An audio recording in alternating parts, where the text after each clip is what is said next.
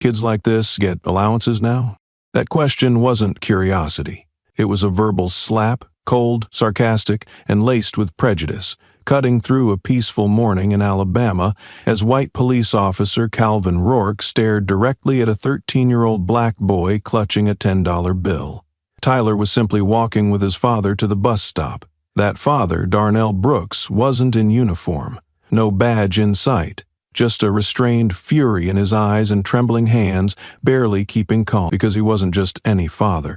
He was the chief of police, and that officer had no idea. Something crossed the line. It wasn't just about a bill snatched from a kid's hand. It was about the kind of humiliation that's systemic, shielded, and repeated until one father decides he won't stay silent anymore. If it were you, what would you do? Watching your child be treated like a thief? Just because of the color of their skin? Spring in Alabama brings a kind of light only locals truly know. Pale gold shimmering and drifting like smoke over the budding magnolia trees. The air is cool. The corner is quiet. Sprinklers whir softly on front lawns, ticking out a steady rhythm like the neighborhood's morning soundtrack. It was the kind of morning made for everything to pass gently. On a southern sidewalk in Jefferson County, a father and son were walking slowly. Darnell Brooks wore a gray t-shirt and jeans, hands in his pockets, stepping with a calm, measured pace. Beside him, 13-year-old Tyler walked close, his backpack slung over one shoulder, holding a $10 bill neatly folded in his right hand. His fingers wrapped around it like it was something precious. The story behind the bill was simple and clear. Tyler had cleaned out the garage the previous weekend and reorganized the kitchen cabinets just the way his mom liked them. He didn't ask for money. He didn't expect it.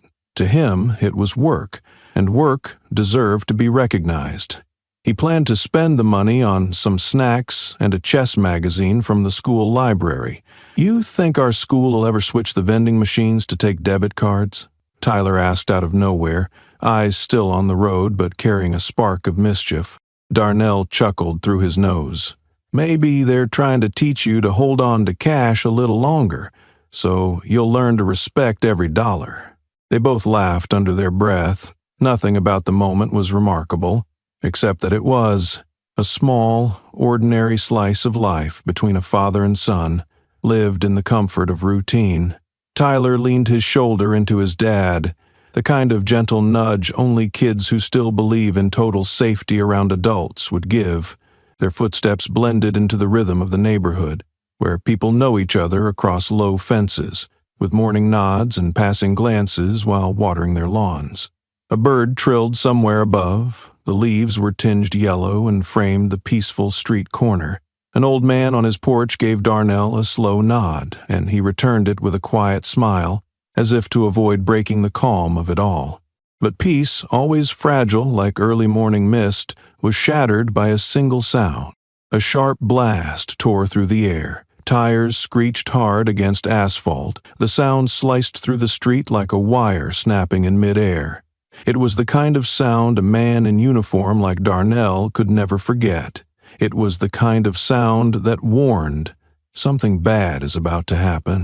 A black and white police cruiser whipped around the corner and slammed to a halt by the curb, its tires shrieking as if to tear the morning open, and in that split second, Alabama's calm disappeared, like it had never existed. By instinct, Darnell stepped half a stride forward, shielding Tyler with his body, not out of fear, but out of a father's instinct and the hard-won restraint of someone who's lived through too many moments where reaction came at a price.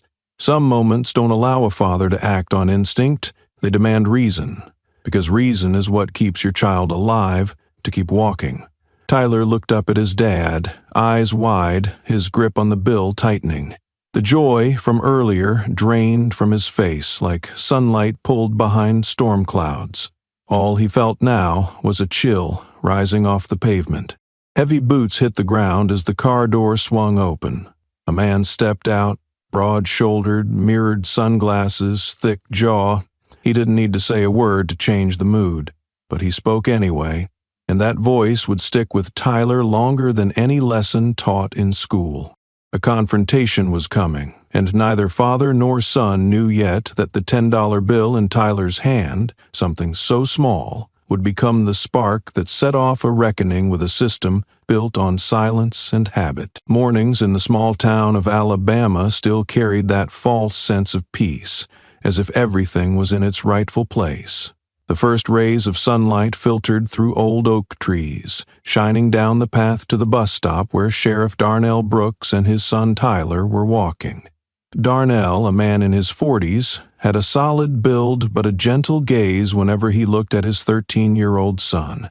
Tyler, with bright eyes and a shy smile, clutched a $10 bill tightly, a reward for a summer spent mowing neighbors' lawns. That bill wasn't just money, it was pride, proof of his first steps toward independence. "Dad, I think I'll buy a new comic book," Tyler said excitedly. "Or maybe a colored pencil. My teacher said I draw really well." Darnell smiled, placing a hand on his son's shoulder. "You pick what you want, Ty. That money's yours. You earned it." They kept walking, the sound of their footsteps blending with the cheerful chirping of birds. It was a rare moment of calm when the world seemed to shrink to just a father, a son, and small conversations. But that calm didn't last. An engine roared in the distance, then a police cruiser screeched onto the street, tires scraping loudly against the pavement. The door flung open, and Officer Calvin Rourke stepped out. He wasn't tall, but the way he walked, each step heavy and deliberate, carried a power that didn't need to be announced. His right hand rested casually on his belt, near the gun that sat quietly like a reminder. He could do whatever he wanted. The mirrored sunglasses hid his eyes, but the smirk on his lips said it all.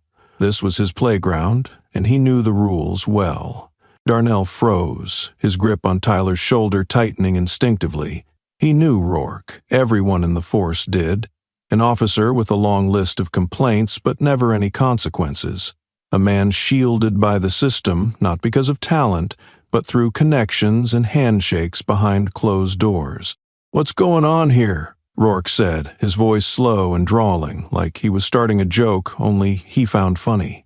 He didn't look at Darnell. His eyes locked on Tyler.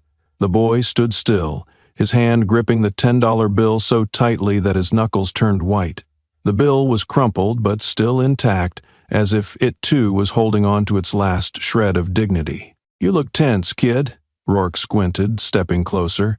"What you got in your pocket, huh? Let me see." Darnell took a deep breath, his voice calm but edged with steel.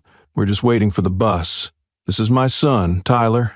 But Rourke didn't glance at him. He tilted his head, mirrored lenses reflecting a warped image of Tyler, a small boy trying to stay steady in front of a man wielding a power far beyond his understanding. "I didn't ask you," Rourke said, lips curling into an unpleasant smile. "Unless you want to get involved, best stay out of it." That word, involved, was emphasized, a threat dressed up in a casual tone. Darnell felt it, sharp as a blade pressed to his throat. He knew the cost of getting involved. He'd seen it, heard the stories of black men dragged into police cars for a wrong look, a wrong word, and now his son stood at the edge of that same danger, facing a man like Rourke. Tyler swallowed hard, eyes flicking to his father, searching for a sign, for protection. But Darnell stood still, hand at his side, eyes locked on Rourke. Not because he didn't want to act, but because he couldn't. Not now. One wrong move, one wrong word, and Tyler could become a statistic. Or worse, a headline. Rourke didn't wait. His hand shot out like a snake, grabbing Tyler's wrist. The boy flinched, trying to pull away, but Rourke's strength overpowered the 13-year-old. He ripped the $10 bill from Tyler's hand, held it up like he was inspecting merchandise. "What's this, $10? He laughed, voice soaked in mockery. "Where'd you get it? Steal it?" "No, sir," Tyler mumbled, throat tight. "It's allowance. I earned it. For mowing lawns." "Allowance?"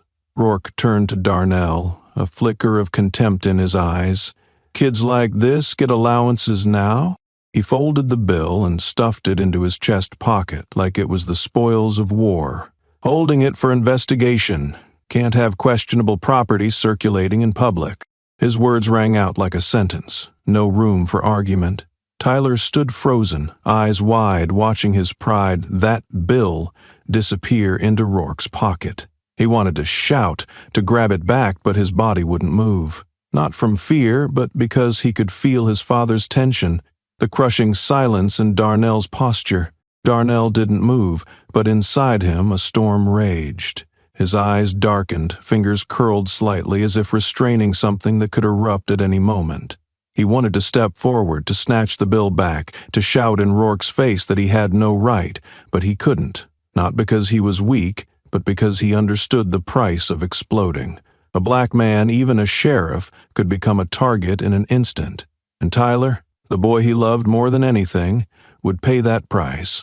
Rourke smirked, satisfied by their silence. He turned and walked back to his car without looking back. The slam of the car door felt like a gavel. As the cruiser drove off, kicking up a faint trail of dust, the air grew heavier, as if the weight of the world had dropped onto Tyler's shoulders. The boy turned to his father, eyes red but still holding himself together. It was a kind of calm that no 13-year-old should have to learn. "Why didn't you do anything?" Tyler's voice trembled, not from anger, but from hurt. He didn't understand. All he knew was the man he saw as invincible had stood still while someone like Rourke took the thing he valued most. Darnell knelt down, eye level with his son. His voice was hoarse, each word pulled from somewhere deep in his chest.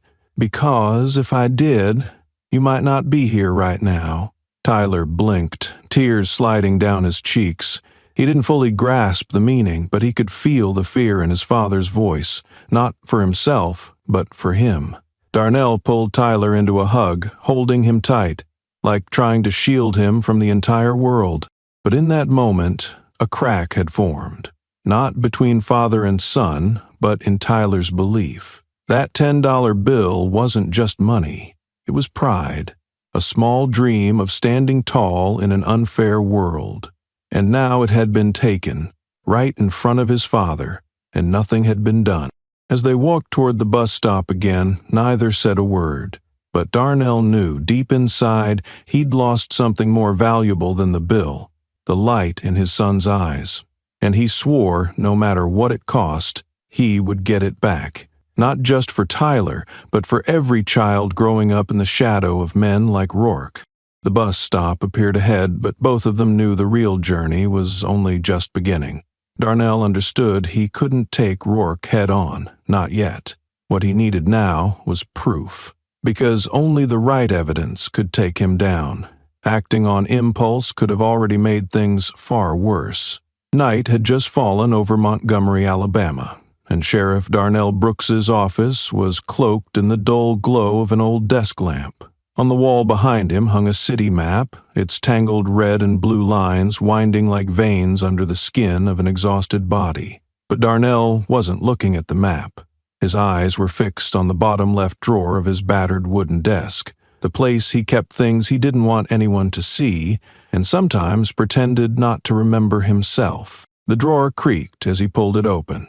His hand, strong but calloused from years of work, touched the faded files. The folders were worn and wrinkled, some dusty, some holding folded sheets covered in scribbled notes in blue ink, his own handwriting, from a time when he still believed justice only needed a signature. That was Darnell from 10 years ago, before Tyler, before he learned that silence wasn't just survival, it was sometimes the only way to protect the people he loved most.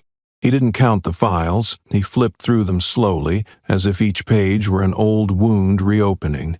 A woman was pulled over for no reason, just for driving unusually slow through a black neighborhood. A young man searched because he matched the description of a suspect who was never identified. A 15-year-old boy labeled threatening simply for daring to ask, "What did I do wrong, sir?" The names, the dates, the details.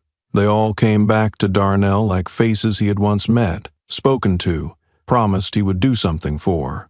But he hadn't. Not because he didn't want to, because he knew that in a system like this, those promises usually vanished like breath in cold air. He remembered the look, That unease in the victim's eyes, the shiver as they signed a release to go home, and the way they turned away, shoulders heavy, as if accepting that no one would ever truly listen. Systemic failure, people liked to say, a phrase that soothed guilty consciences. But Darnell knew better. The system wasn't broken, people were. The people who chose silence, who chose to protect the wrong, who chose to look away. He closed his eyes, took a deep breath, trying to push away the image of Tyler that morning standing frozen as his first $10 bill, his little badge of pride, was snatched from his hands. Tyler's eyes, red but holding back tears, hadn't left Darnell's mind. "Why didn't you do anything, Dad?" That question wasn't just disappointment. It was a knife, slicing through the trust Darnell had spent years building in his son. That justice existed, that good would always win. He dialed the internal line, his voice low but firm. "Carla, are you still at the station?" "Yes, Chief." Carla Mendez's voice came through the speaker, laced with fatigue. "I'm finishing the weekend reports. Come up to my office for a bit." Carla entered a few minutes later, still holding her tablet and a file folder. She was about 30, small in frame, but with sharp eyes that missed nothing.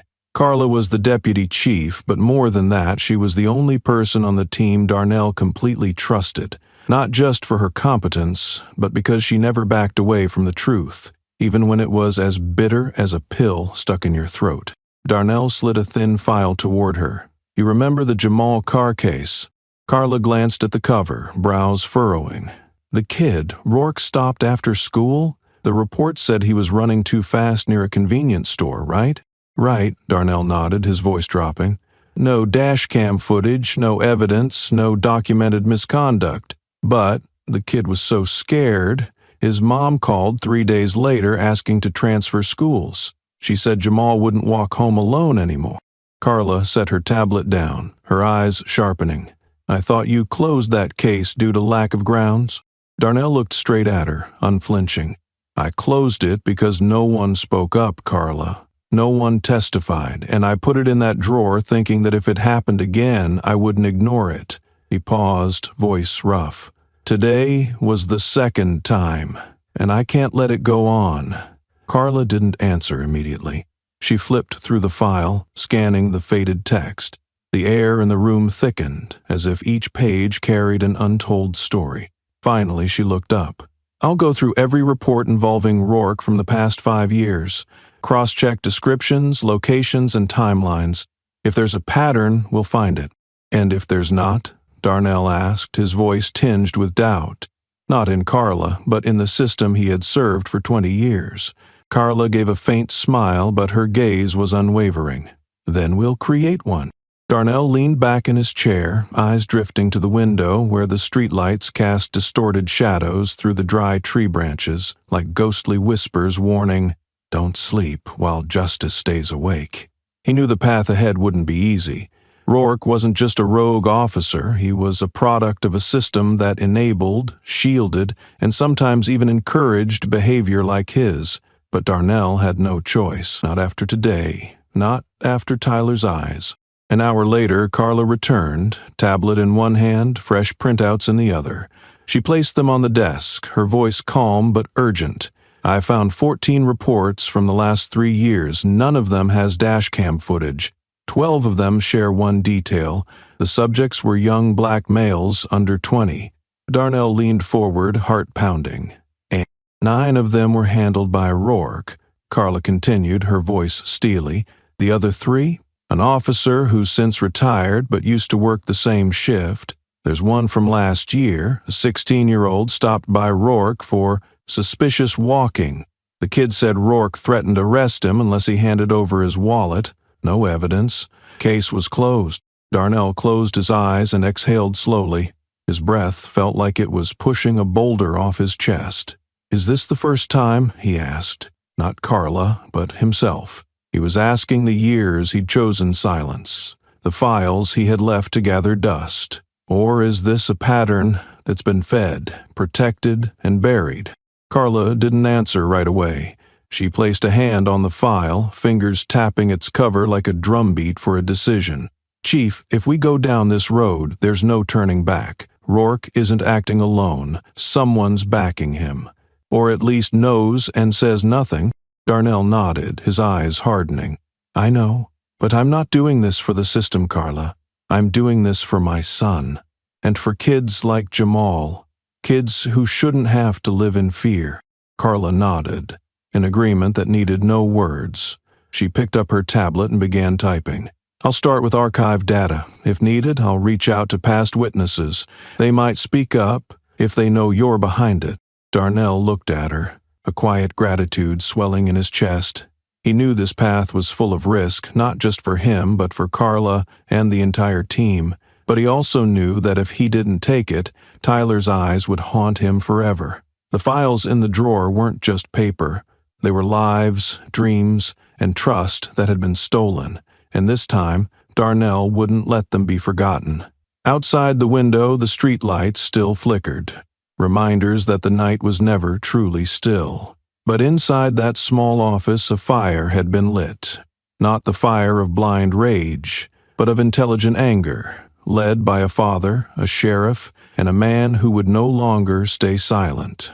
The next morning, early sunlight filtered through the thin curtains in Sheriff Darnell Brooks' office, casting a glow across the cluttered wooden desk buried under stacks of case files. Some pages had yellowed with time, layered like broken fragments of the past, waiting for someone brave enough to piece them back together. Darnell sat still, eyes pensive, fingers brushing the frayed edge of a worn report. He hadn't slept.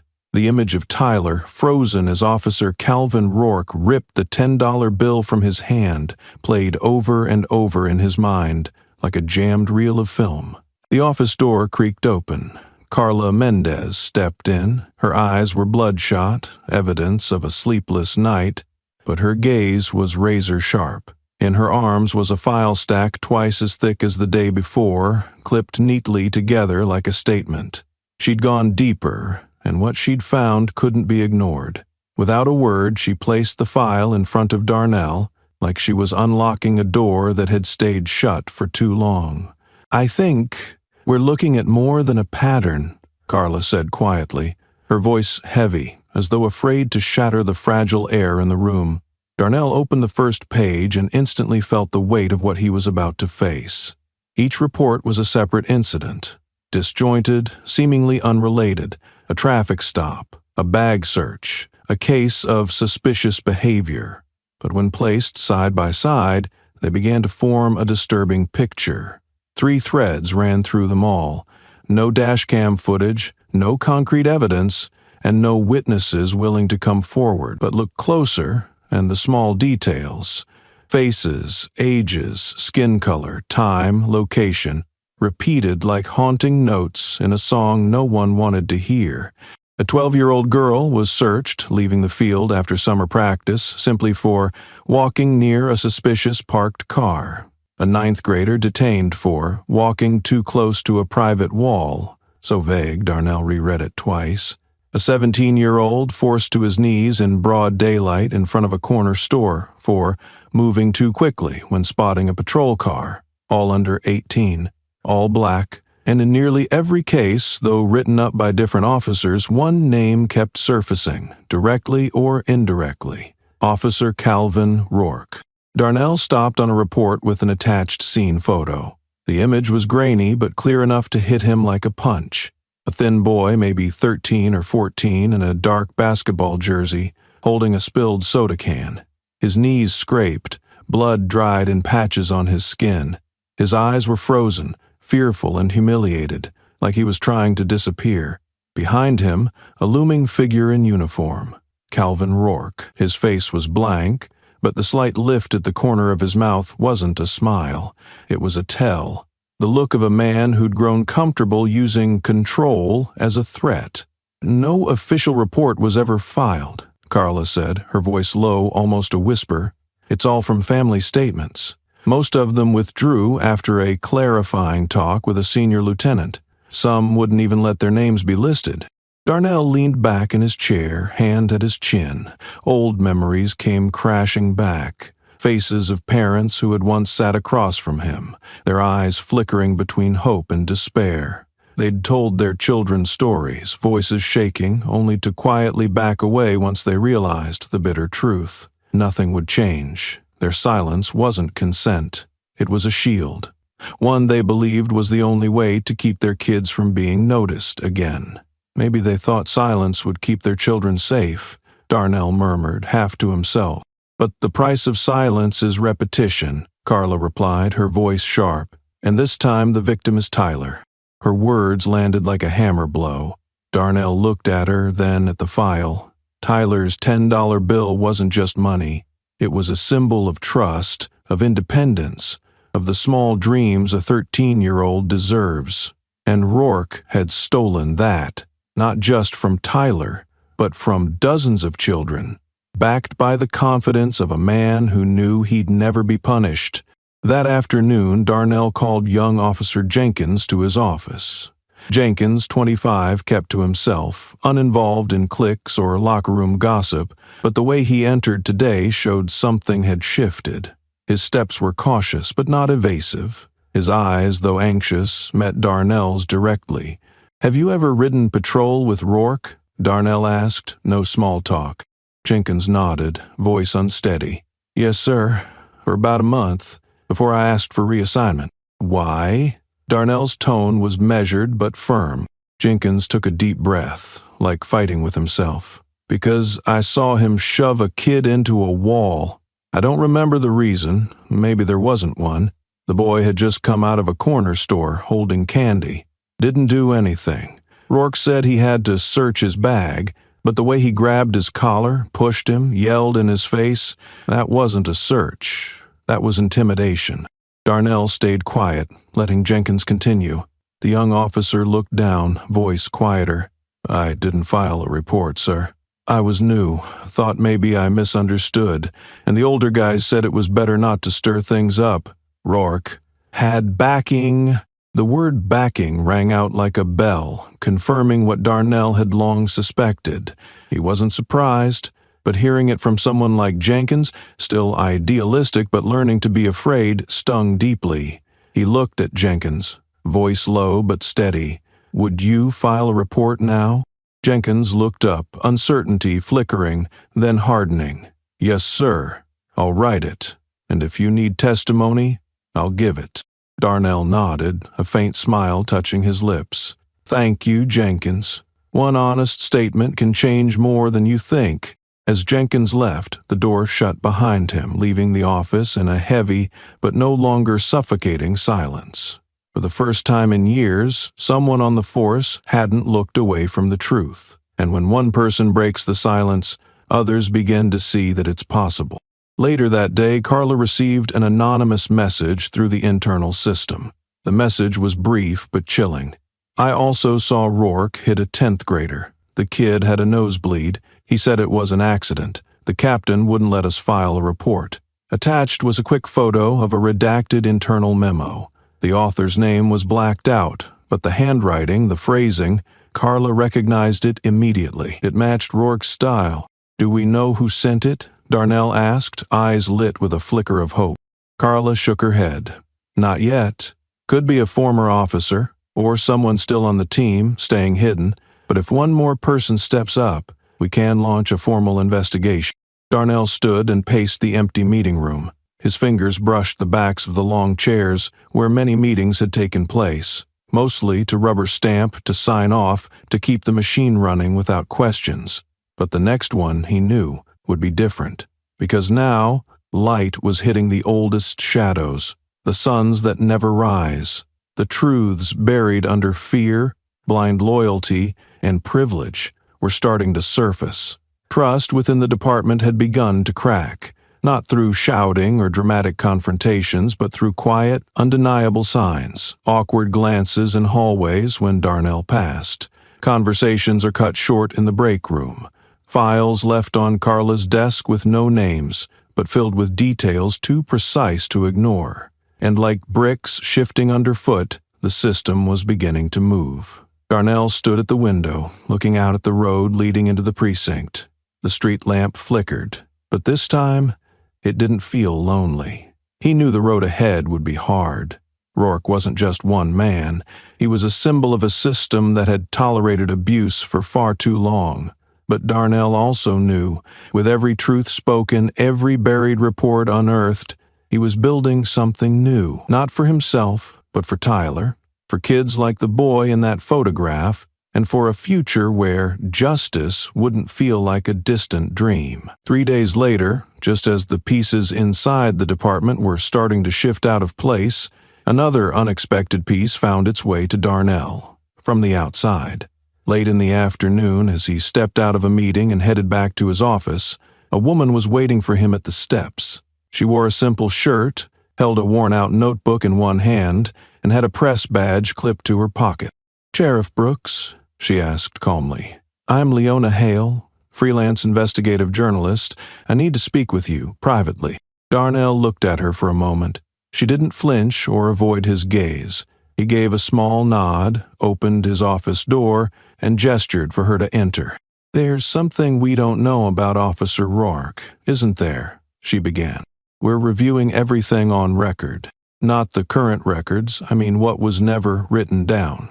Leona opened her notebook. Tucked into the back were a few photocopied documents, faintly marked with the seal of the Alabama State Police Academy. 17 years ago, she said, Calvin Rourke was a cadet at this academy.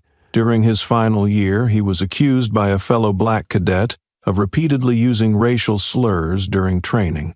Not just once. Darnell's brow furrowed. Was there a report? There was. But no disciplinary action was taken. The accuser later withdrew the complaint, citing not wanting to damage group reputation. But I interviewed him 2 weeks ago. He lives in Atlanta now. He confirmed that he withdrew because of pressure from an academy advisor. An advisor? He used to be close friends with Rourke's father, former Captain Russell Rourke, a man who held significant influence in the academy's inner circle. Darnell leaned back slightly in his chair. What he felt wasn't shock. It was like the final shell was peeling away, the one that had made him and the system believe that wrongdoing only started in the present. "And then?" he asked. After graduating, Rourke was placed directly into Central District. No reevaluation, no special supervision, and for the first 5 years, every complaint filed was handled internally. Leona placed a large envelope on the desk. "These are copies of what I've found. I can't publish them yet, not without confirmation from you. But if you want to break this cycle, this is the strongest thread we've got." Darnell opened the envelope. Inside were complaint forms, internal emails from the academy director, and even an anonymous letter from 2010 sent to the Department of Internal Affairs, never responded to. "Why do you think no one ever dug into this?" he asked. Leona pressed her lips together. "Because the system doesn't forget. It just remembers what it wants to keep, and erases what could bring it down." Darnell stared at her for a long moment. Then he nodded. "I won't let this happen again. No more kids should have to feel that way." As Leona left, Carla stepped in with a new file. In her hands was the result of a full audit of every report Rourke had signed over the past 8 years. "We've got 3 more similar cases," she said. "No attached photos. But the timelines, context, and testimonies all match.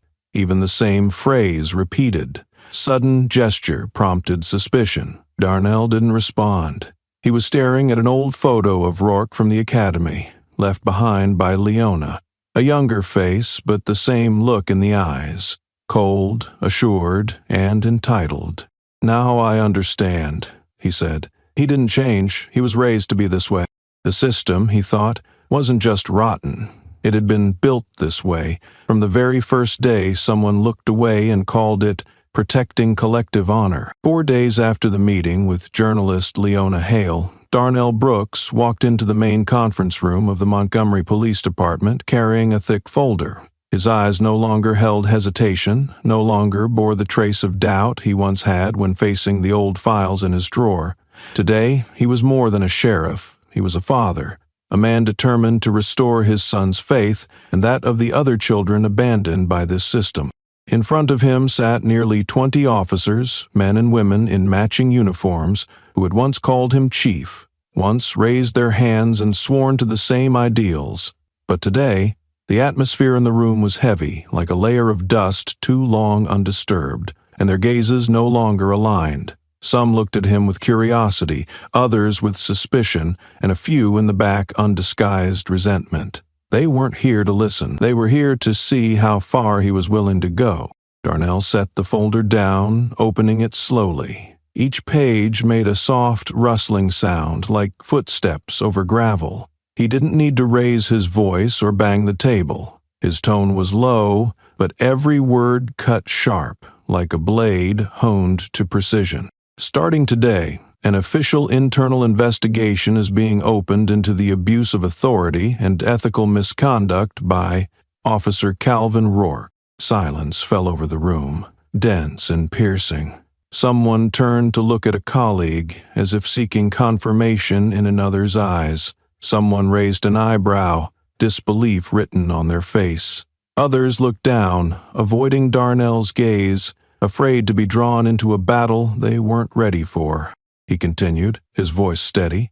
We have sufficient documentation, testimonies, and preliminary evidence to begin examining a pattern of behavior spanning at least 8 years. This includes missing reports, altered records, and a systematic pattern of intimidation targeting minors in the black community.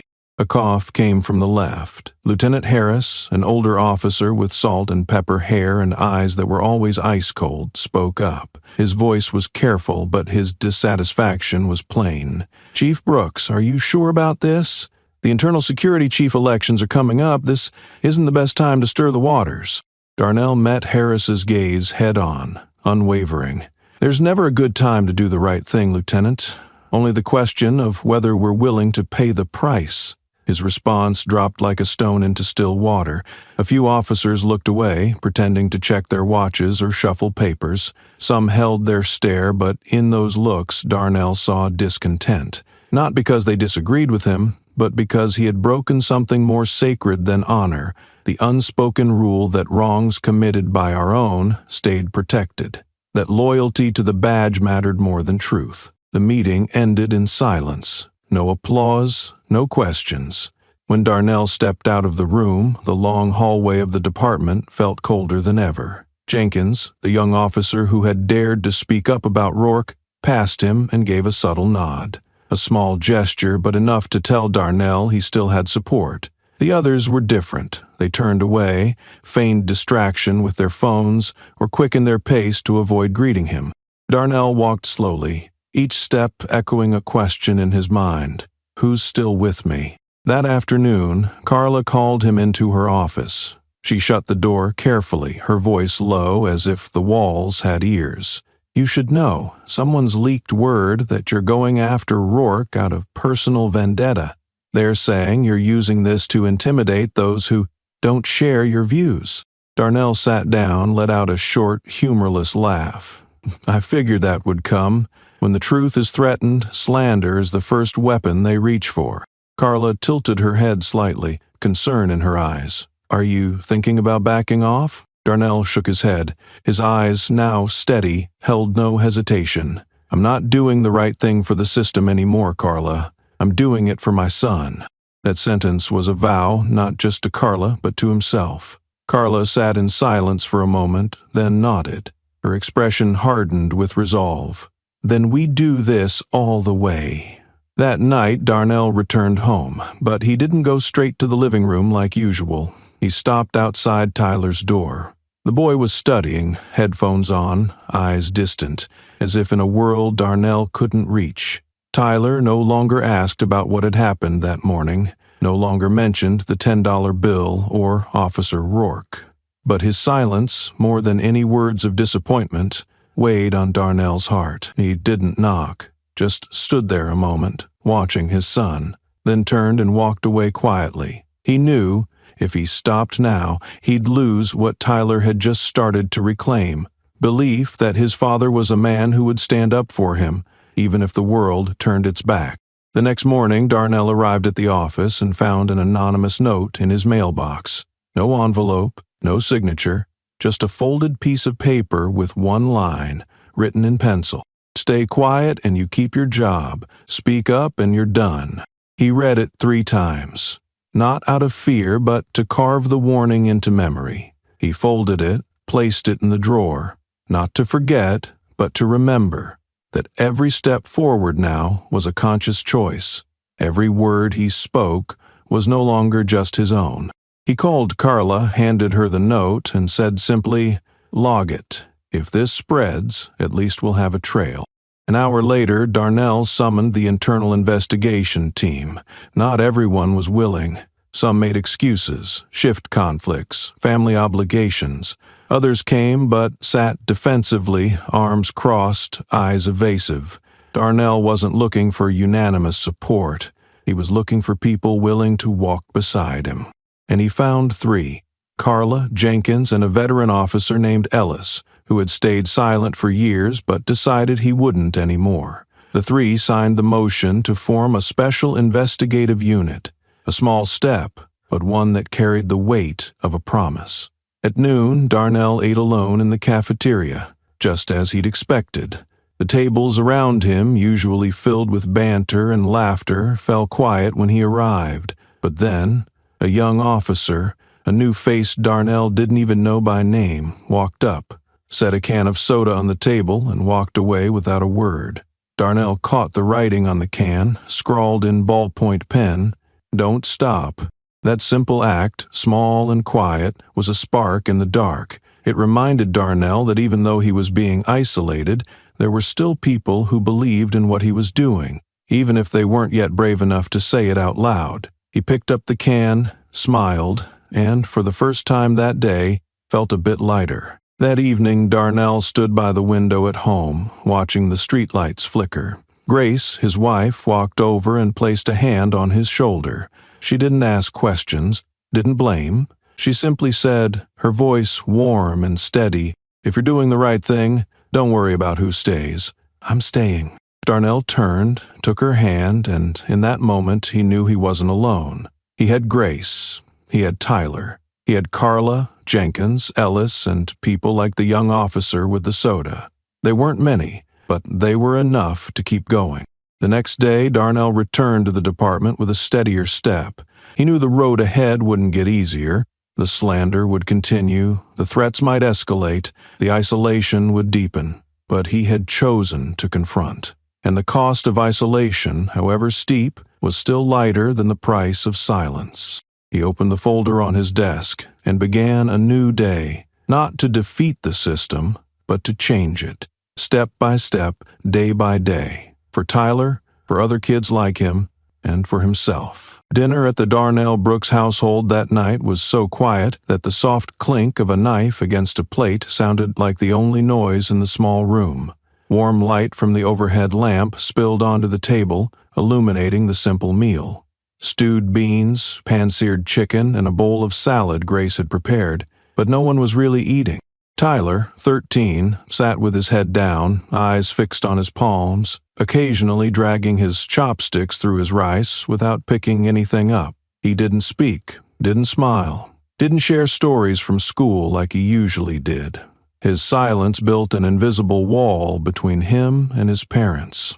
Grace, hair pulled back neatly and eyes that were always gentle but sharp, noticed every move Tyler made. She glanced at Darnell, waiting for him to speak, like he usually did, to warm the room with a light story or a question about homework. But Darnell was silent too. The 40-year-old man, his face worn and hands calloused, had used up every word that day, fighting a system still called justice. At this table, all he had left was fatigue and the quiet pain of seeing the distance in his son's eyes.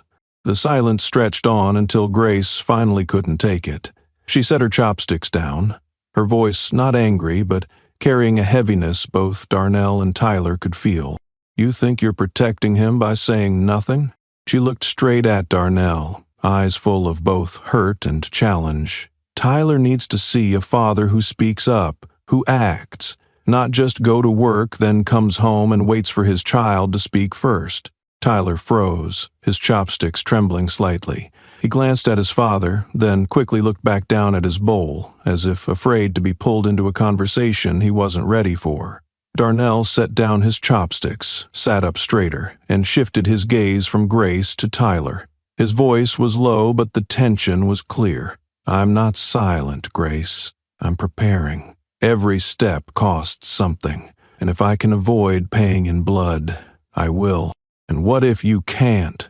Grace shot back, her voice sharper now, like a thin blade. "What if your silence is the reason more kids like Tyler get pulled into the dark?" Darnell didn't respond right away. He looked at Tyler, his 13-year-old son, silent but not invisible. The boy's eyes, though trying to hide it, still carried the hurt from that morning, when Officer Rourke snatched the $10 bill from his hand, and his father, his seemingly invincible father, did nothing. Darnell knew Grace was right. His silence, though born of a desire to protect, had left a crack in his son, and if he stayed silent, that crack would never heal. He stood up and stepped out to the porch, leaving Grace and Tyler in the stillness of the room. Under the flickering street lamp, he took a deep breath and let the cool Alabama night settle over him. He knew it was time to act, not just for Tyler, but for all the kids who didn't have a sheriff or a father to speak on their behalf. The next day, Darnell held a private meeting in room 3 of the Montgomery Police Department. Not with the whole force, just the few he still believed held some loyalty to the truth, even if they hadn't shown it yet. The small room, its white-painted walls faded and the air carrying the scent of old wood, was locked. Curtains drawn. On the table, a thick file, copies of every incident involving Rourke, from buried reports to anonymous statements collected by Carla and Jenkins. Darnell stood at the whiteboard, marker in hand, eyes scanning the 8 officers in the room. Carla, Jenkins, Ellis, and 5 others he hoped might stand with him. He didn't read reports or rattle off numbers. He spoke like a father telling a story. Only this one had no happy ending. He told of each case, each child, each name that never made the news. He pointed to words written across the board. No camera footage, no witness statements, non-compliance warning. "Do these sound familiar?" he asked, his voice calm but cutting. No one answered. Eyes shifted, some down to the table, some out the window, as if looking for a way out. He went on, his voice now aching with sincerity. "I'm not here to shame anyone. I'm not calling anyone complicit, but I need you to understand this. If it hadn't been Tyler that day, but one of your own, would this feel different?" At the far end of the table, Officer Calvin Rourke sat with his arms crossed, leaning back in his chair. His eyes were cold, but the slight smirk on his lips said it all. He still felt untouchable. Dressed in a pale blue shirt instead of his uniform, his confidence radiated like a declaration. "You can't touch me." He finally spoke, voice smooth and mocking. "You act like there haven't been internal investigations. One-sided stories, a few accusations without evidence, and now you want to start a witch hunt?" The air thickened. Carla clenched her fists. Jenkins looked down. Ellis, the senior officer, gave a soft cough to break the tension, but Darnell didn't flinch. He stayed facing the board as if Rourke's words were just noise. "I'm not starting a hunt," he said, voice steady but resolute. "The kids forced me to, because they can't defend themselves, and if we don't stand up, no one will." Rourke laughed, dry and sharp. "You know how many cases I've handled? How many people like me have kept this rotten city in check? And now you show up. Because of some kid losing $10? And you want to bring it all down?" This time Darnell turned to face him. His voice wasn't angry. It was chilling in its calm. "It's not about $10, he said, pausing between each word. "It's about a system that makes the man who takes $10 feel entitled, and makes the one it was taken from learn to stay silent." Silence. No one looked at Darnell, no one looked at Rourke. The tension was like a guitar string pulled to its breaking point. Then, one voice. "I saw it too." Everyone turned. Officer Jenkins, the young cop with the still boyish face, had risen to his feet. One hand rested on the table to steady himself. "Last year, a kid named Isaiah. Rourke shoved his face into a car window for riding his bike on the sidewalk. I didn't know what to do. I stayed quiet, but I still remember that look in the boy's eyes." Rourke frowned. His smirk vanished. "You sure you want to be part of this circus, Jenkins?" Jenkins didn't respond. He looked only at Darnell, eyes trembling but resolute. A moment later, another voice, Officer Torres, a middle-aged woman. I saw it too.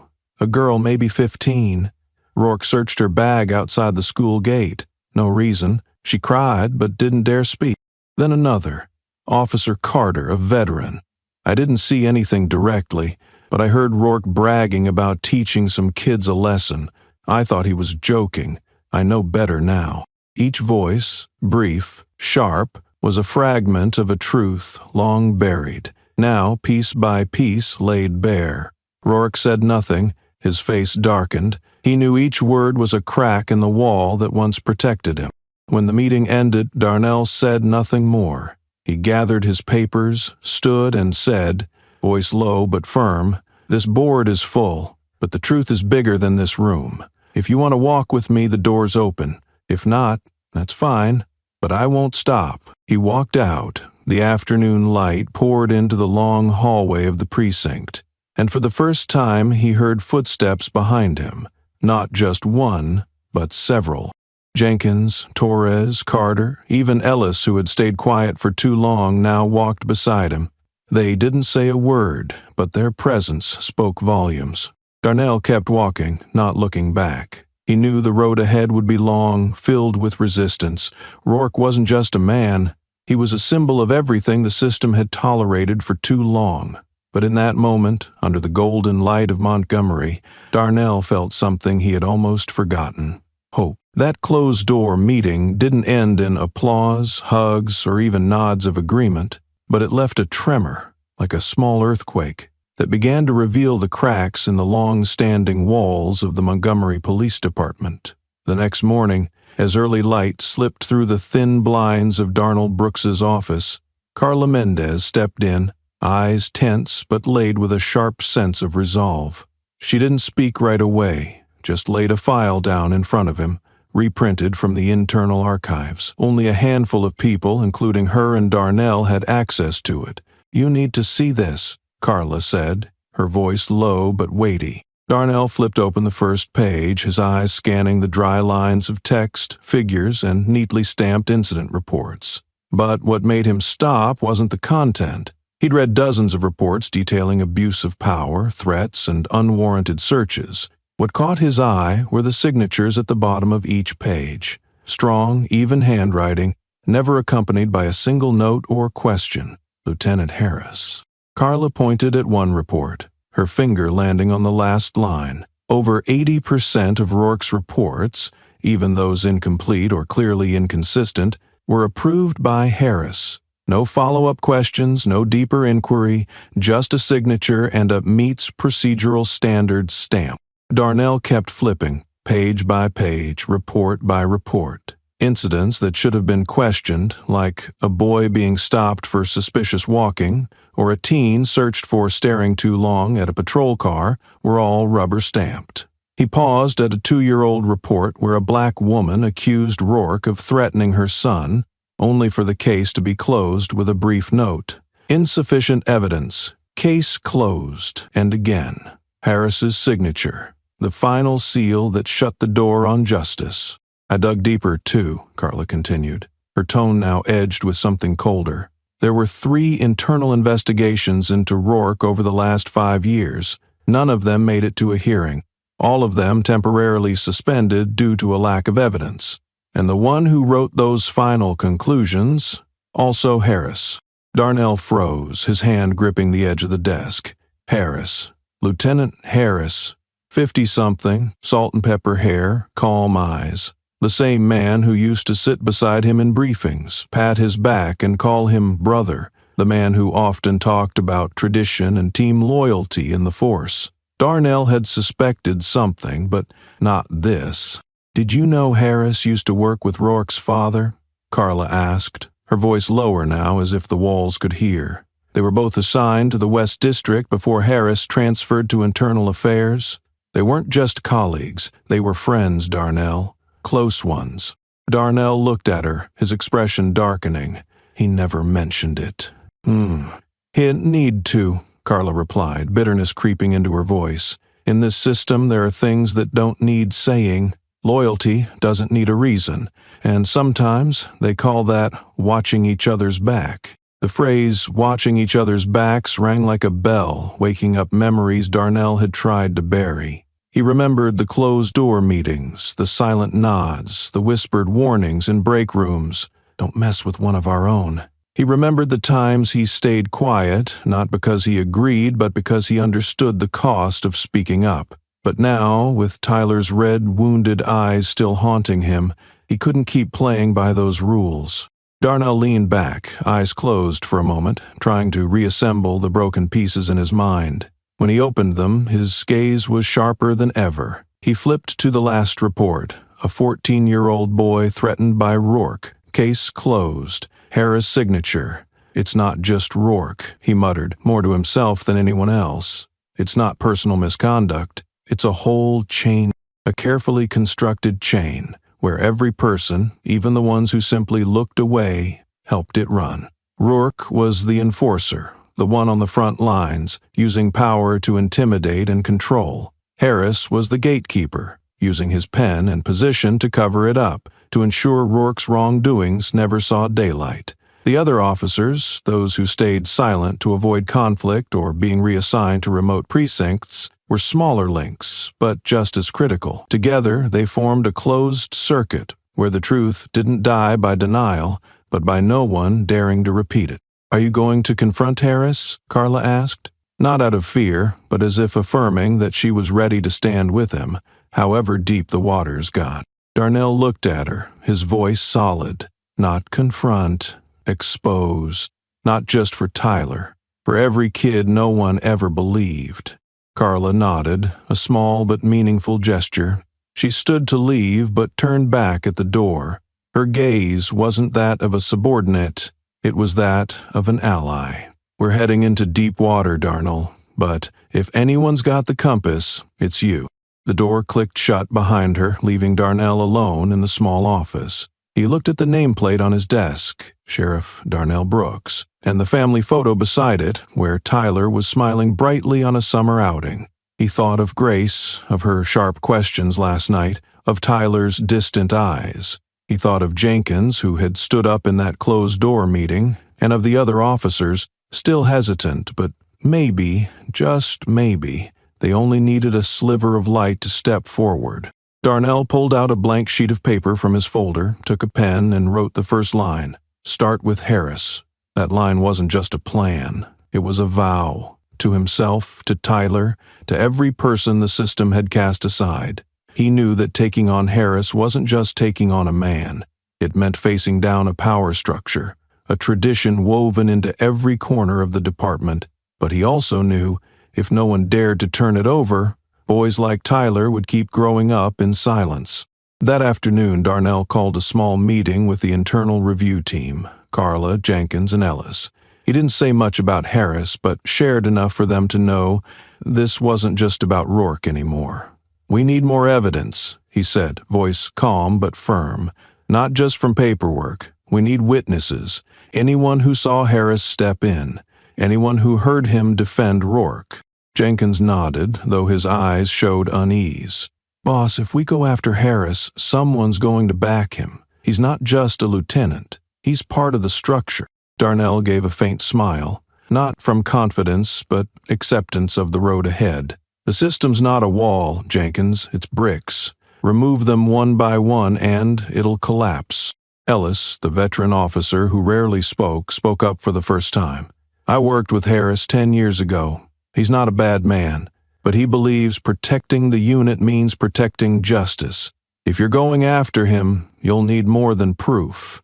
You'll need a reason he can't explain away."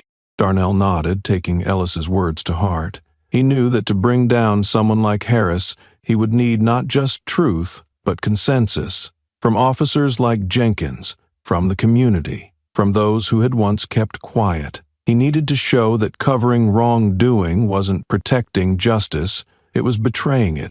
That night, Darnell went home, but this time he didn't linger outside to avoid Tyler's gaze.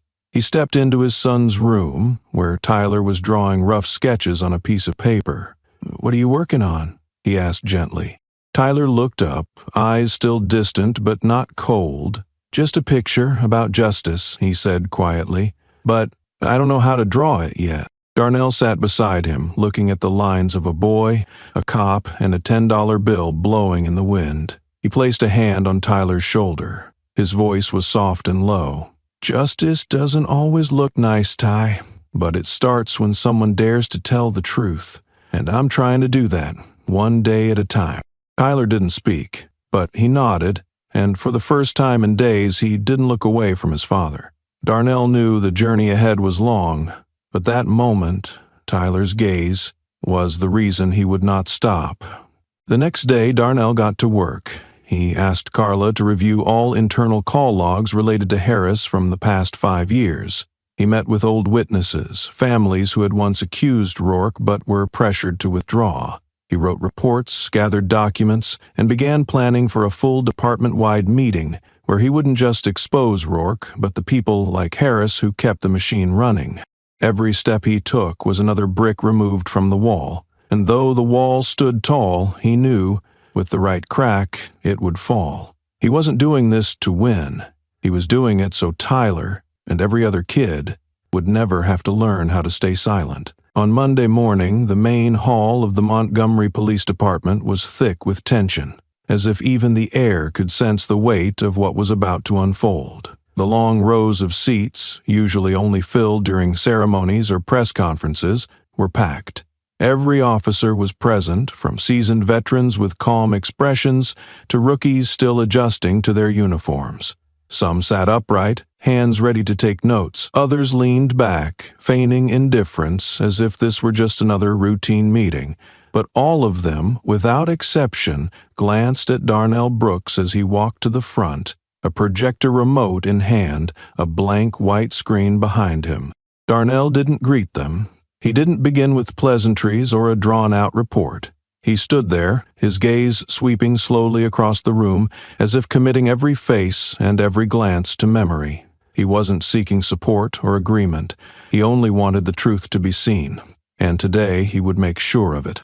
He pressed the button on the remote. The projector flickered to life, and the first image appeared. It was security footage from a convenience store, slightly tilted in angle but clear enough that no one could mistake what they were seeing.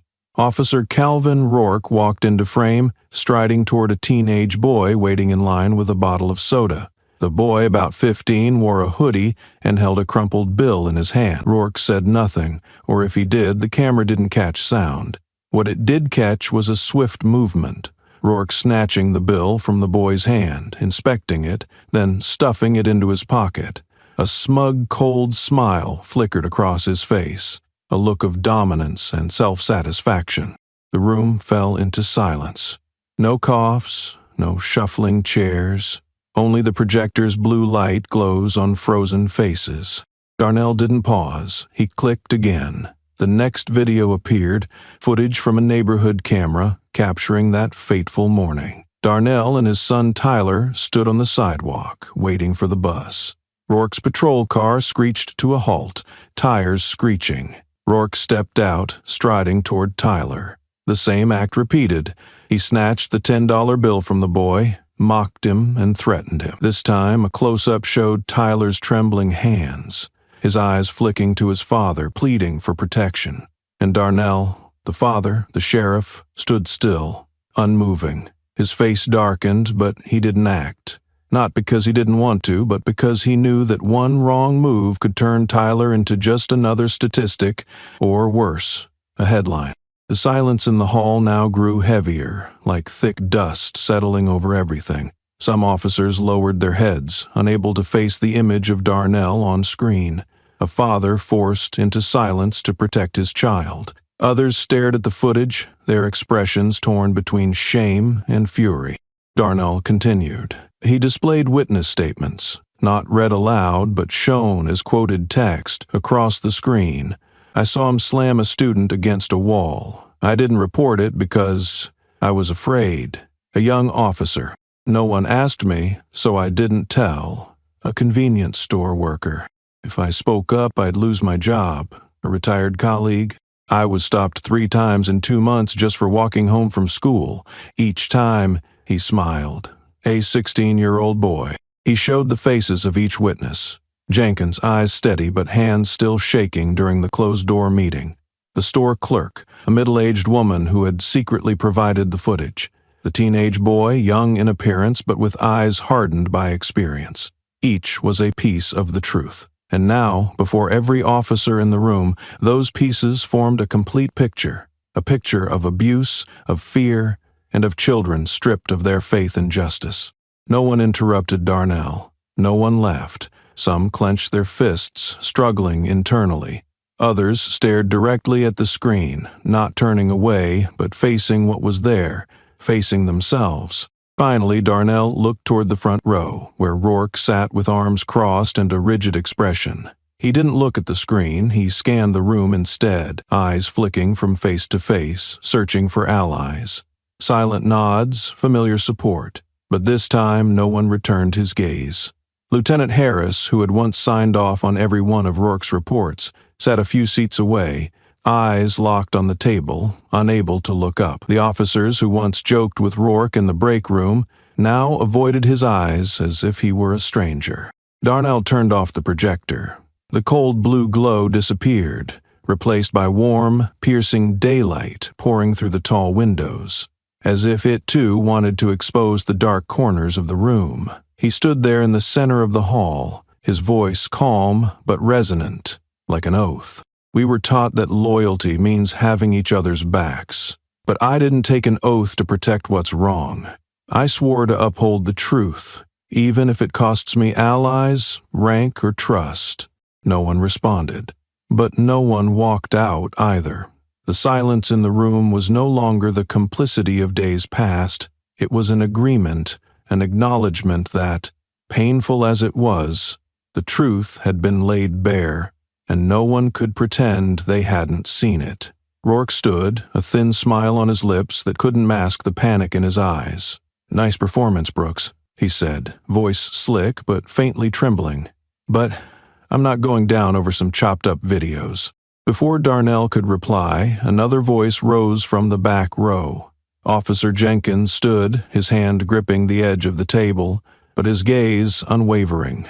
"No one needs you to confess," Jenkins said, voice clear and resolute. "We just need the truth to be seen." His words passed through the room like a breeze, stirring something in those still on the fence. A few officers nodded, perhaps to Jenkins, perhaps to themselves. Darnell looked at him and nodded back, a small but powerful gesture, recognition for a man who had faced his fear and stood tall. He turned to the internal affairs representative, a stern-faced woman sitting nearby, and handed her the thick folder, along with copies of the testimonies and evidence. "Begin formal proceedings," he said. His tone left no room for doubt. The meeting ended, but no one stood right away. They sat still, needing a few more seconds to take in the moment. The moment a new chapter at the Montgomery Police Department began, not with a bang, not with a fight, but with a projection, a screen, a truth no one could deny. As the officers filed out of the hall, the once-called corridor of the station felt different, warmer. Some stopped to shake Darnell's hand. They didn't speak, just nodded. Others stood in small groups, whispering, no longer avoiding eye contact. Carla stepped beside Darnell, placing a hand on his shoulder. "You did it," she said, a touch of pride in her voice. Not a victory, but a beginning. Darnell gave a faint smile, his eyes drifting down the hallway where Jenkins was speaking with a young officer. "Not a win," he replied, "but the first step, so Tyler and other kids like him don't have to grow up afraid." That night, Darnell came home with a lighter step than in days past.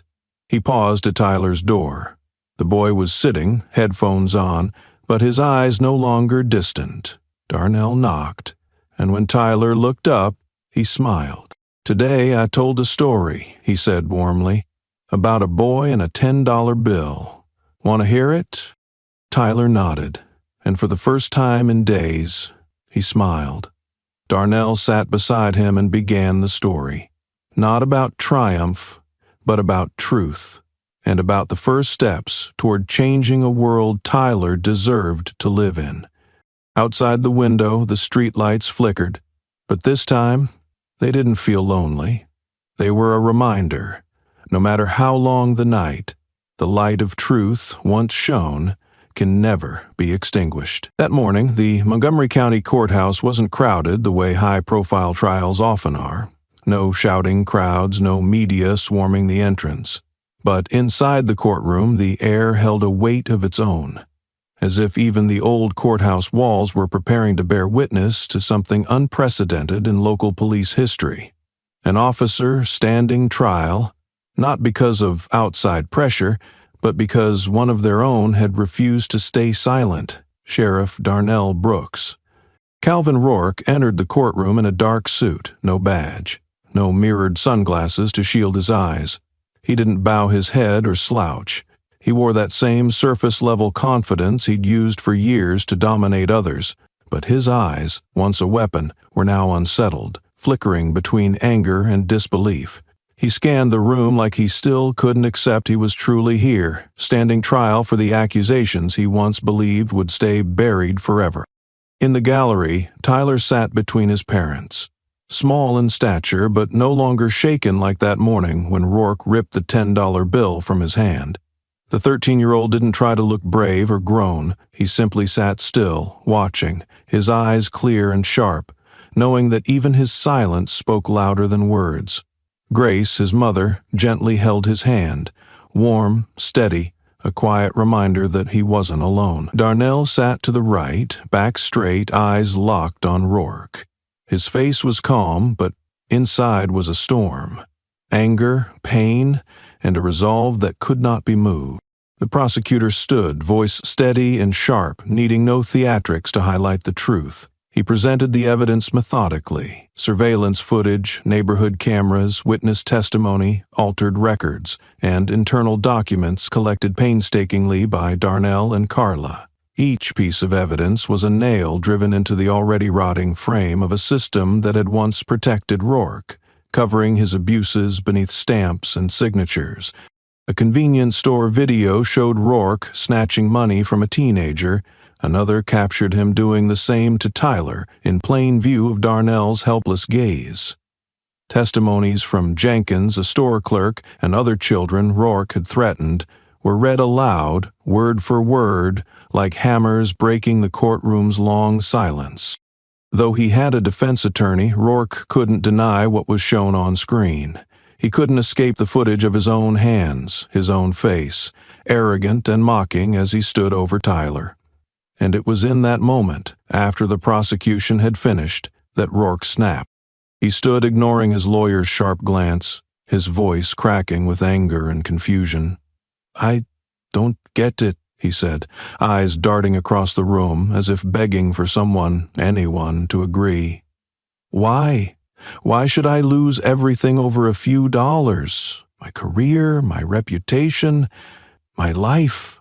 A ripple of reaction moved through the room, not because of the question itself, but the way he asked it, as if he truly didn't understand, as if he couldn't grasp the damage of what he'd done. A few shook their heads, others looked down, unwilling to meet the emptiness in his defense. Darnell hadn't planned to speak. He'd said enough in briefings, filed enough reports, but Tyler's eyes, hopeful, hurt, made it impossible to stay seated. Darnell raised his hand, requesting to address the court as an involved party. The judge, an older woman with a commanding presence, nodded. Darnell stepped into the center of the courtroom. No script, no notes, just his posture straight, his eyes fixed on Rourke. His voice was clear, grounded, and so full of quiet power that the room leaned in without needing to be told. "Your Honor," he began, "I was once this man's superior. I knew him, worked with him, approved his reports. But I am also the father of the boy in that video you just watched." He paused, letting the weight of those words settle into the stillness. When he asks, "Why should I lose everything over $10? I want to answer him, because to my son, it wasn't $10. He turned to Rourke, his gaze no longer angry, but painfully honest. The room followed his eyes. No one moved. To my son, that money was a reward for a weekend of hard work. It was proof that if you try, you'll be recognized. It connected him to the belief that the world is fair, that if you do right, you won't be wronged. Darnell's hand tightened into a fist, his voice dropping but still resonant. But when you ripped it from him, what was stolen wasn't just money. It was the first, and maybe last, image of a law officer treating him like he didn't matter. And from that moment, he began to question if justice ever truly belonged to people like him. A sigh rose from the back of the courtroom, not from frustration, but recognition. A few bowed their heads, quietly facing their own truths. Grace held Tyler's hand tighter, her eyes shimmering but dry. Tyler looked at his father, his gaze no longer distant, but filled with something he hadn't known how to name before. And the worst part, Darnell continued, voice cracking just slightly, was when my son looked to me in uniform with a badge, and saw that I didn't do anything. 'Cause I knew if I moved wrong, even one step, maybe I wouldn't have a son left to bring here today. He paused again, then looked Rourke directly in the eye. You lost everything over $10. Darnell nodded slowly.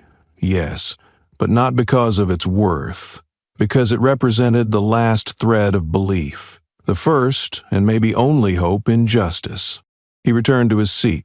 His steps were steady, but each one carried invisible weight. No one spoke. Even Rourke's defense lawyer didn't object, as if knowing there was no counter to what had just been laid bare. The judge delivered her ruling later that day, after a tense hearing. The verdict wasn't just a conviction for abuse of power. It was a formal acknowledgement from the system that what had happened was wrong, and this time it wouldn't be buried under red tape. Rourke was sentenced not just for taking money from Tyler, but for a pattern of systemic abuse backed by videos, testimony, and evidence Darnell's team had fought to expose. As Rourke was handcuffed and led out of the courtroom, he looked around, searching for someone, anyone who might show him sympathy. A colleague, a friend, an approving glance. But the room was silent. No nods, no eyes met his, only midday light pouring through the tall courtroom windows, shining on a man who once believed he was untouchable, now walking out as a living lesson in the cost of unchecked power. Outside the courthouse, under the bright sun, Tyler walked beside his father. His face was lighter than it had been in days. He looked up, voice soft but steady. Do you think he understood? Darnell looked down at his son, his eyes warm but firm. Maybe not, Ty. But some people don't need to understand. They just need to be stopped. They left the courthouse. No chance, no raised fists. Grace walked beside them, holding Tyler's hand, her eyes full of quiet pride. In that silence, something had been restored. Not completely, but enough for Tyler to feel that the world, while still flawed, could make space for justice. As if the first piece of trust Rourke had torn away with that $10 bill was finally being placed back. Darnell looked at his son, then ahead to the road beyond, where sunlight stretched across the Montgomery sidewalk. He knew this trial wasn't the end. The system was still intact, with links left unbroken. But today, he had chosen right. Not just for Tyler, but for every child who deserved to live in a world where justice wasn't just a distant dream. 1 week after the trial ended, life at the Brooks home in Montgomery, Alabama slowly returned to its familiar rhythm. Each morning, Grace prepared breakfast, crispy golden eggs and warm, fragrant toast. Darnell took calls from the office, his deep, steady voice carrying through the house. Early sunlight filtered through the living room window, casting soft, warm streaks on the worn wooden floor. But one thing wasn't the same: Tyler. The 13-year-old no longer avoided his father's gaze at the breakfast table. He no longer stepped out the front door with slumped shoulders as if bearing some invisible weight. And, most notably, Tyler had begun to write. At first, it was just a few scattered diary lines in a small notebook, not to complain or vent, but to sort through the tangled emotions he had felt, experienced, but never fully understood. Gradually, those fragments became a full draft, a final essay for his English class titled $10 and a Badge. One late night, as Darnell passed by his son's room on his way to bed, he noticed the desk lamp still on. Tyler sat there, both hands resting on the keyboard, pausing occasionally, then typing again, as if weighing each word with a care that many adults have long forgotten. Under the soft yellow light, his face looked serious, but behind it, Darnell saw a quiet resolve he had never seen before. "Get some sleep, son," Darnell said gently through the door. "Almost done, Dad," Tyler replied without looking up, his voice carrying a quiet confidence. Darnell smiled, closing the door softly, leaving his son with the words still forming. He didn't yet know that what Tyler was about to write would stop him in his tracks, would make him look back on his own journey through the eyes of the very boy he had sworn to protect. The next morning at breakfast, a white envelope lay neatly beside Darnell's plate of toast. Tyler said nothing, just nudged the envelope toward his father, then resumed eating, eyes passing casually over his glass of milk as if it were a routine task like handing over a math test. But Darnell noticed the difference, the flicker in Tyler's eyes, subtle but unmistakable, a quiet kind of anticipation. On the front of the envelope, in neat handwriting, were the words, "For Dad.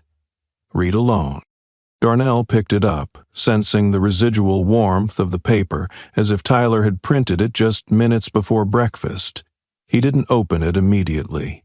He slipped it into his pocket, like someone saving the last slice of cake at a party, not out of hunger, but knowing it would be the most memorable bite. All day, through the demands of the precinct, he felt its presence, a silent reminder that something important was waiting. That night, once the house had gone still, Darnell stepped into his small study. He turned on the yellow desk lamp, its light washing over stacks of paperwork and a framed photo of his family. Sitting down, he opened the envelope and pulled out Tyler's essay. The title was bold and simple, $10 and a Badge. Beneath it, the opening line was written with a sincerity that made Darnell's chest tighten. "This is not a story about money. It's about what happens when trust is taken, and how a father brought it back." Darnell read slowly. Every word held weight. Each sentence felt like a tap on his heart. Tyler didn't tell the story chronologically. He didn't list events like a police report. Instead, he opened with a sharp, honest reflection. "The day he snatched the $10 bill from my hand, I didn't feel pain, I felt hollow. Not because I lost the money, but because I lost faith that someone would stand up and say, 'It was wrong.'" Tyler recounted the moment he returned home after the incident, the heaviness in his legs, the silence of his father, the shadowed eyes that didn't say a word. He wrote about quiet dinners, his mother's anxious glances while clearing plates, unsure what to say, and he described his own feeling that maybe silence was part of growing up, that the world wasn't made for people like him. But then the tone shifted, like a beam of light cutting through darkness. "Then I saw my dad walk into a meeting room, stand in front of men he once called brothers, and say, 'I no longer serve what's right for the system. I serve what's right for my son.'" Darnell paused, his eyes misting. He set the paper down, took a deep breath, trying to steady himself, but he couldn't stop. He kept reading, each line not just Tyler's story, but a reflection of everything Darnell had fought for.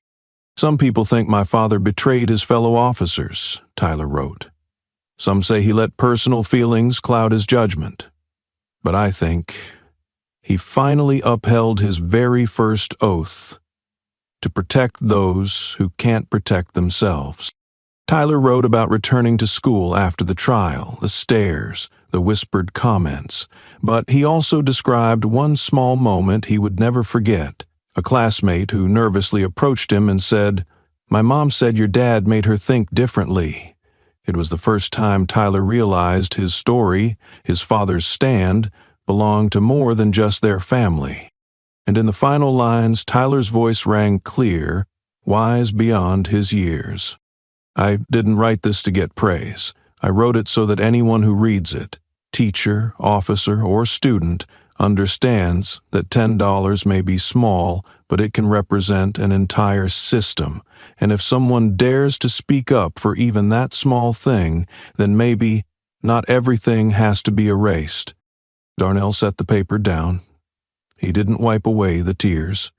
They flowed naturally, silently, like a thank you. A thank you to his son, who had endured, grown through pain, and found a way to turn hurt into hope. A thank you to himself for not giving up, even on the days he doubted whether he was doing the right thing. The next morning, Darnell brought the essay to work and placed it on Carla's desk. "You should read this," he said, his voice low, full of pride. Carla read it slowly, deliberately. When she finished, her eyes shimmered, but her voice remained steady.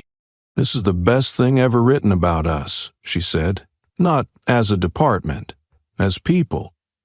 The essay was later sent to Tyler's school, where his English teacher read it aloud to the class. Her voice wavered slightly as she reached the end. When she finished, the room fell silent, not out of sadness, but because the power of Tyler's words had landed. The essay spread through the school, then to parents, teachers, and the broader Montgomery community. It wasn't a loud call for change or a burst of anger. It was a gentle wave of hope, of belief that truth, even when small, can make a difference. A week later, the school principal called Darnell. Her voice over the phone was warm, with rare respect. "We'd like to use Tyler's essay to open next year's Civic Responsibility Forum," she said. "Would you be okay with that?" Darnell gripped the phone. His voice cracked, but he spoke clearly. "As long as my son doesn't have to stand alone when he tells the truth." The principal answered firmly, her voice kind but resolute. "He won't ever have to stand alone again." That evening, Darnell sat with Tyler on the front porch. The streetlights flickered outside. He didn't say much, just placed a hand on his son's shoulder and felt the strength growing in the boy who once trembled before Rourke. Tyler looked out at the road, his eyes bright and no longer cast down. He had written his story, and that story, as Darnell had once hoped, would never be erased. Darnell looked at his son, then up at the Montgomery night sky. He knew their journey wasn't over. The system still stood, with dark corners left unlit. But Tyler's essay, those quiet but powerful lines, were proof that change had begun. Not from grand victories, but from a boy who no longer bowed his head, and a father who chose to rise. Calvin Rourke had been convicted. He no longer wore a badge, no longer shielded by those who once covered for his misconduct.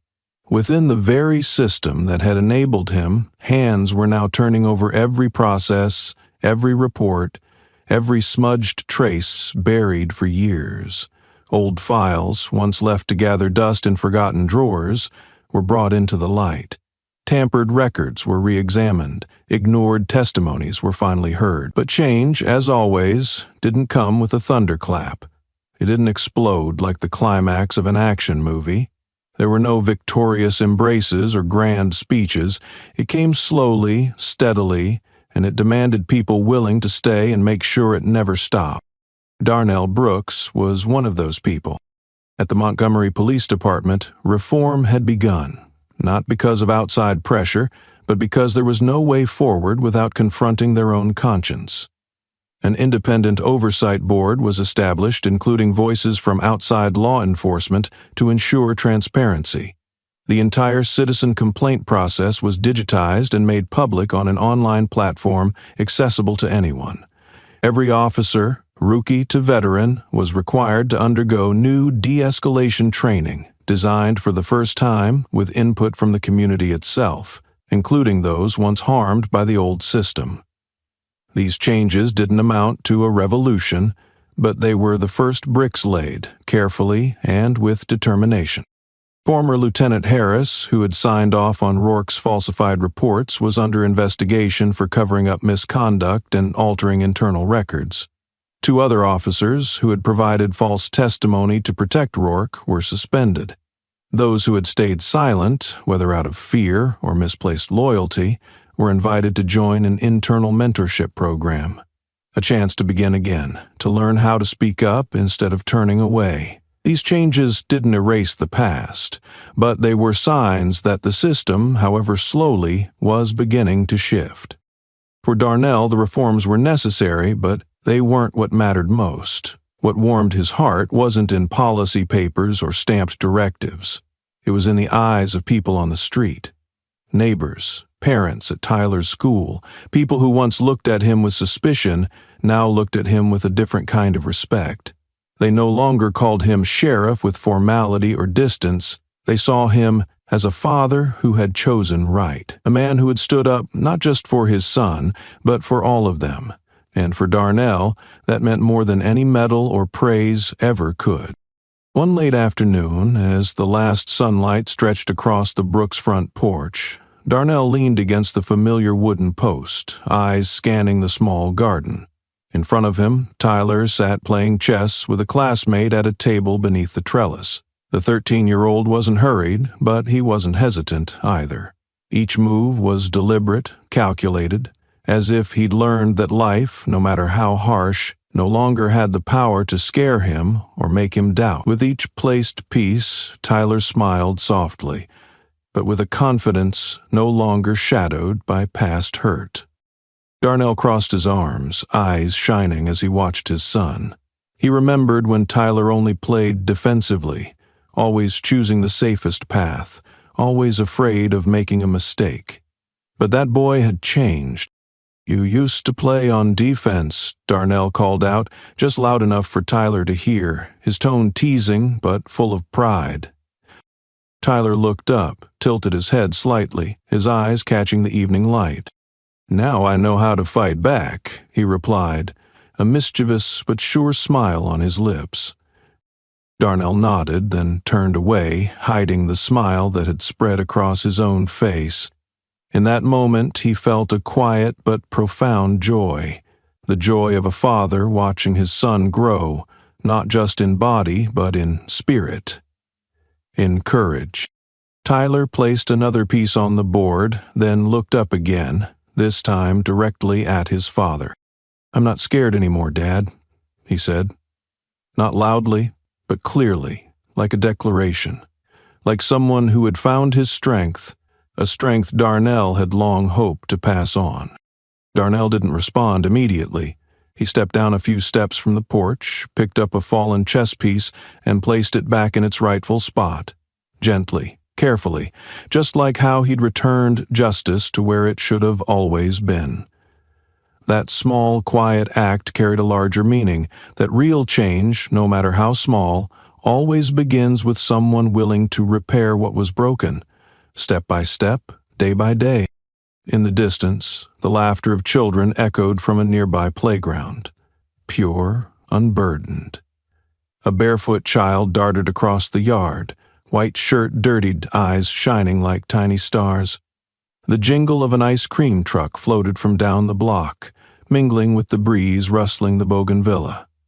It was a peaceful afternoon, not because peace had always existed, but because people like Darnell, like Tyler, had dared to make it so.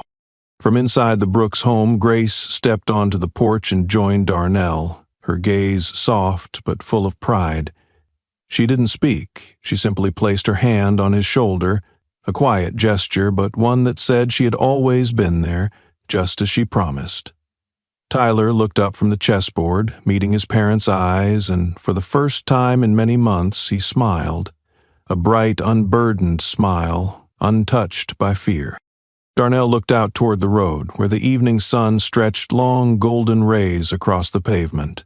He thought about the days behind him, the sleepless nights, the tense meetings, the skeptical glances, and those moments he'd wondered whether he was doing the right thing. But now, standing on his porch with Tyler ahead and Grace beside him, he knew it had all been worth it. Not because he had beaten the system, but because he had helped his son and the community find faith again. The change Darnell and Tyler helped bring didn't erupt like an explosion. It wasn't marked by grand speeches or flashy victories. It came through persistence, through small, steady steps, through shaky but honest words, through right choices made at a cost. It came from a father who dared to stand up for his child, and a boy who chose to write his story so it wouldn't be erased. In the soft glow of twilight, children's laughter continued from the playground, blending with the quiet music from an old speaker at a neighbor's house. It wasn't the end of the story. There was no perfect ending, no guarantee that everything would stay good. But it was a quiet vow, etched into the hearts of those who had stood alone and stayed, that real change always starts with those willing to keep going, even when the world turns away. Darnell stood there, his eyes drifting from Tyler to the garden to the road that led into the wide world beyond. He knew the journey wasn't over, but today, with his son's laughter and the evening sun on his face, he felt something he'd nearly forgotten: hope. And with that hope, he would keep going. Not to win, Rourke was convicted. No more badge, no more protection. Within the same system that once shielded him, hands were now overturning every process, every report, every faded trace buried over the years. But change, as always, didn't arrive with fireworks. It didn't explode like the climax of a movie. It came slowly, steadily, and needed people who chose to stay. Darnell was one of those who stayed. The Montgomery Police Department began to reform, not out of pressure, but because they had no other path forward without confronting their own conscience. An independent oversight unit was formed. The citizen complaint process was fully digitized and made public. Every officer was required to take a new course on nonviolent conflict resolution, for the first time designed by the community itself. Former Lieutenant Harris was placed under investigation for covering up misconduct and altering internal reports. 2 officers who had previously given false testimony were suspended. Those who had stayed silent were now being invited into an internal mentorship program as a way to start again. For Darnell, these changes were necessary. But what mattered most to him couldn't be found in any official document. It was in the eyes of the people every time he walked down the street. They no longer looked at him as the sheriff. They looked at him as a father who chose right. And that, to him, was enough. One late afternoon, sunlight still lingering on the porch, Darnell leaned against the familiar wooden post outside his home. In front of him, Tyler sat playing chess with a friend at a small table tucked beside the trellis. The boy wasn't rushing, but he wasn't holding back either. Every move was firm, thoughtful, as if life no longer made him afraid to choose. Darnell smiled, arms crossed over his chest. "You used to play defense," he said, loud enough for Tyler to hear. Tyler glanced up, tilted his head, and smiled back faintly. "Now I know how to counterattack." Darnell nodded, then looked away, to hide the growing smile stretching across his face. "I'm not afraid anymore, Dad," Tyler said, not loud but clear, like a quiet declaration. Darnell didn't answer. He simply stepped down a few stairs, picked up a fallen chess piece, and set it gently back in place. Just like he'd placed justice back where it always should have been. In the distance, children laughed behind blooming bougainvillea. One ran barefoot across the yard, white shirt streaked with dirt, eyes bright with joy. The ice cream truck's bell rang faintly from down the block. A peaceful afternoon, not because peace happened, but because someone had made it possible. with soft light, children's laughter in the yard, and a quiet background melody. It wasn't an ending. It was a silent promise. Real change always begins with someone willing to stand alone and stay. The story of Tyler and Darnell isn't just a personal journey of a father and son overcoming injustice. It's a powerful reminder of how we see one another and how society often judges through the lens of bias. A single $10 bill, one seemingly small action, exposed a system of cover-ups, a culture of silence, and a chance for real change. From this, we take away 3 important lessons. Don't judge others based on assumptions. Behind appearances are stories we don't know. Talent and human worth should never be underestimated. Even children have voices and dignity. Justice always finds a way, even if the road is long, even if it comes at the cost of isolation or tears, justice will find its path. Have you ever been misunderstood because someone didn't really know you? Have you ever been underestimated only to prove you were more capable than they imagined? If this story made you reflect, share it, so others can learn too. And don't forget to subscribe to the channel for more powerful, inspiring stories like this.